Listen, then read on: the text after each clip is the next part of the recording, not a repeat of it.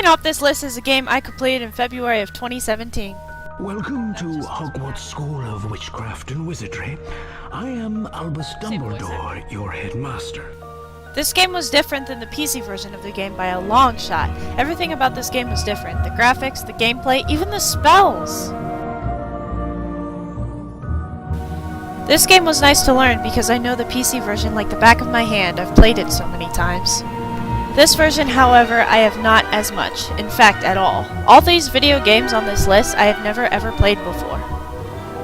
They are all first playthroughs, and I'm proud to say that my channel will mostly consist of first playthrough games.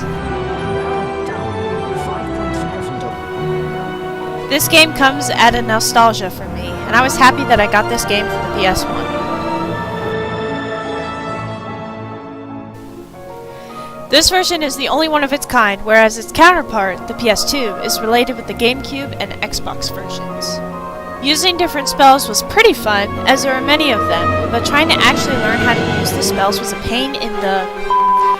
Now the graphics aren't the greatest, but who would have cared if you got to be Harry frickin' Potter?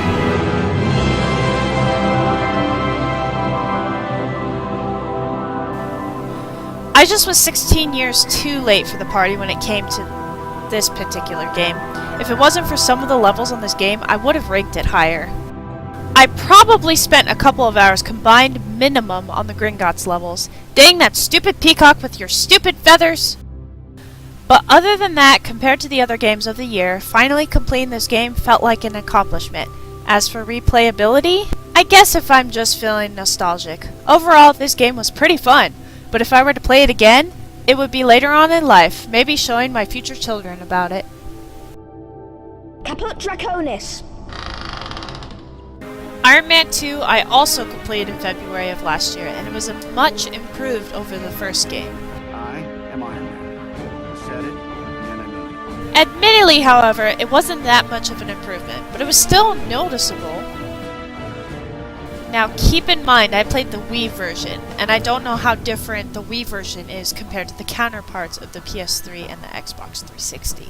Now there was a few frustrating parts, mostly due to my fault and controls, or not knowing what to do in the first place, but I was still able to complete the game, finish it, and live to tell the tale. At least this game had a lot of puzzles that were extremely fun to play. I had a blast playing through them all. Now different than the first game was that this game you could actually save civilians, and I thought that was a pretty neat feature to add in.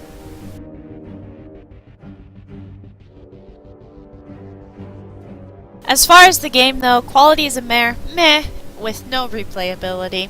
It is a movie tie-in after all. But at least I can say I beat it, and say that another game I own, I won't ever feel the desire to play it again.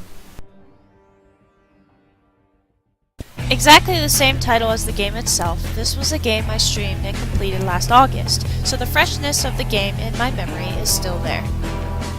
It feels like I just played this game even though it was a while back. Unlike the previous games on my list, this game probably does have some replayability, but I rage too much. See what I did there? Whee!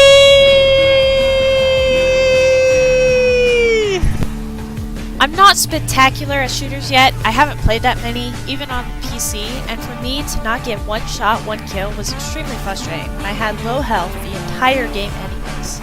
Now there was racing involved and there was driving involved, but I couldn't beat every single mission. It got too difficult to me to the point of frustration and I was going crazy, but it was still fun to drive a car. Now there were mini games to be played. There was like something with cards, which I don't really remember, but then there was also the 4 shooters, which is like 4 corners, and that's the mini game that I love to play.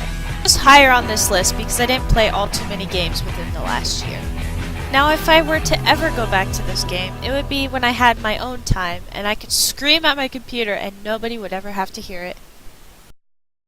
Now this is the first true game I've actually enjoyed. I did rage, but I'm a ragey person when I feel like I can't beat a game or I fail at something that shouldn't be all that hard in itself.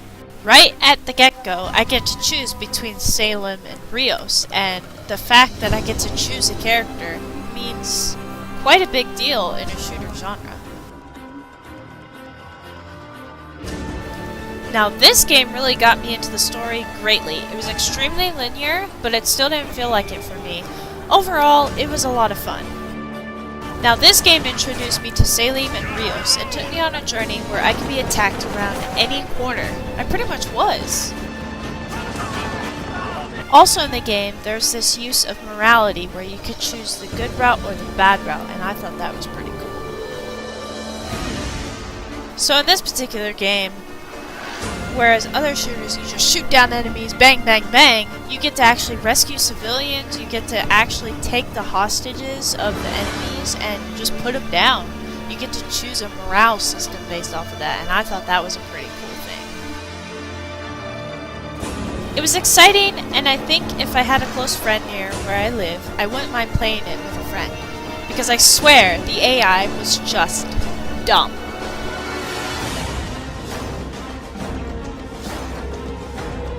Also, spoiler alert, there was a tiger in this game. That is amazing. So pretty much overall about Army of Two, the 40th day, is I had a lot of fun, and I wouldn't mind playing it with a friend, but I won't do single player ever again.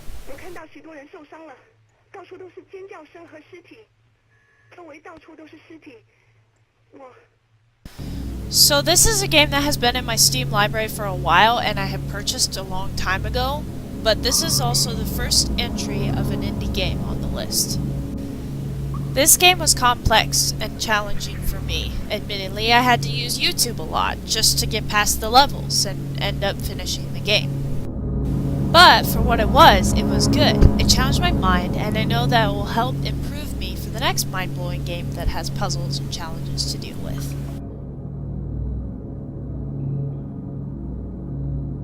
So there's not much more I can say about Limbo, other than it has a very intriguing story that I liked very much. Even as Limbo became a cocoon from the spider, it still made things pretty interesting. So overall, this puzzle game was pretty cool, and hopefully in the future I won't have to refer to YouTube as much as I did for this game. Borderlands was amazing. I died a lot, but as I stated previously, even on the PC, I'm not the greatest at shooters. It really just takes practice for me to really get a hold of shooting people. Now with this game, I had started this game years ago on my channel, but I kinda never ended it. I finally managed to. And from what I remember, I don't remember much about the beginning of the game, but by what I was playing this previous year, it was amazing. The bosses were awesome, the cel-shaded game looked amazing, and for me to be a sniper was the best, because I love being that kind of class. Oh, come on, come on. Come on! Yes! Yes! Even though technically I chose the warrior route or whatever, I still wanted to snipe. Overall, Borderlands, the original, was a super great game, and I would totally replay it with other people, and I would totally replay it single player campaign. Now this game was a much better improvement over its previous game, the 40th Day, and I enjoyed it a whole heck of a lot better.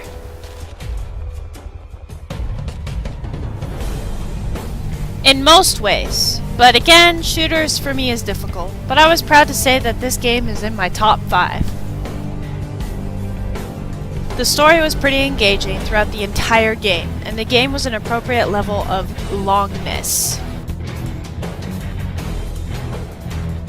What was most cool was the fact that I could customize my character, change masks, change outfits, even change weapons. It was awesome. With stuff getting blown up all over the place, and so many enemies, and my partner being wounded, I being wounded, it was just a fun and blast to play. You're okay now. As far as this Army of Two series, this being the last game, The Devil's Cartel, I'd say this game for me was a solid 8 out of 10. I was born with a strange gift. the ability to see what no human being has ever seen before. If I had to say how it all began, I might just as well start here. Now this is the first game on the first list that I've known about when it came out. I remember watching this game on my radar and saying all the time, I want to play that.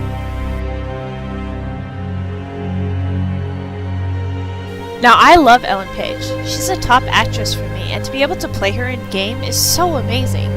In this game, Beyond Two Souls, I love the concept of it, because Ida is my companion the entire game, and it makes it really fun.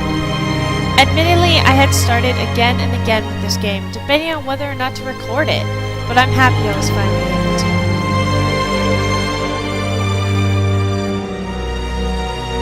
The gameplay was really fun, and as replayability, I would definitely do it over and over again. There's a line whether to be a good Aiden or a bad Aiden, and even though my playthrough I was good, I would consider going a more evil route next time.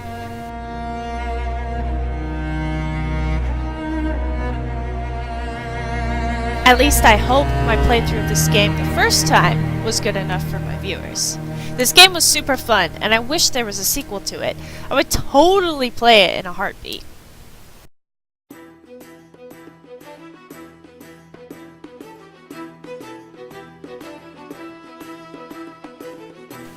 Now this game I've wanted to play for a long time, especially when I hear The Witcher 3 is so amazing.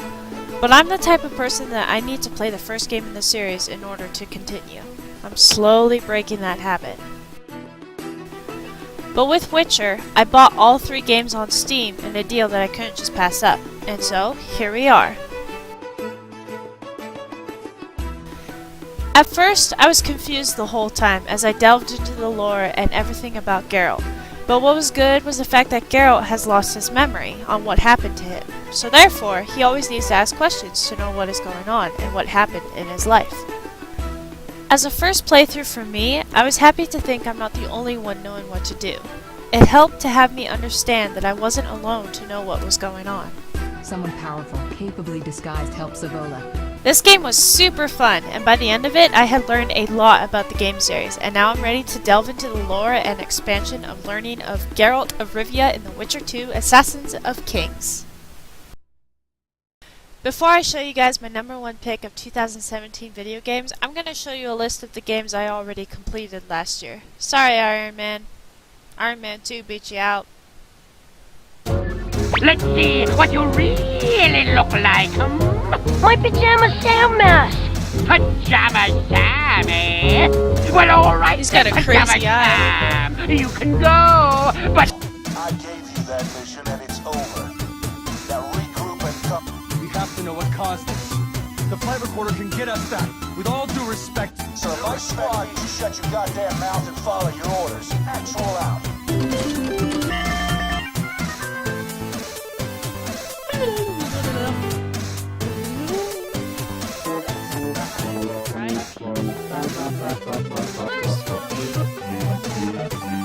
I found ya!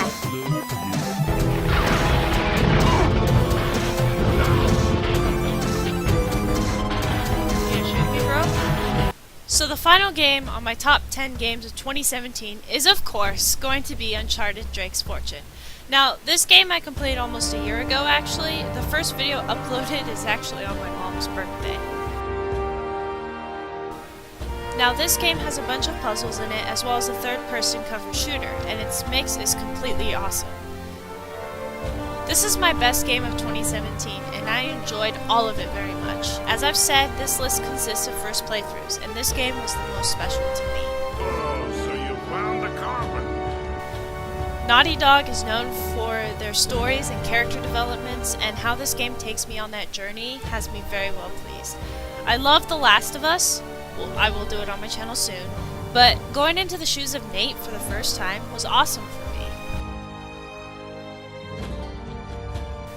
Overall, this game really brought me more deeply into the story, into the gameplay, which was simple and easy for me to use, and practice enough to get good at, and just everything about it I loved. Now there's something you don't see every day. My God. I hope you enjoyed this video. Be sure to tune in next month in February for another special video.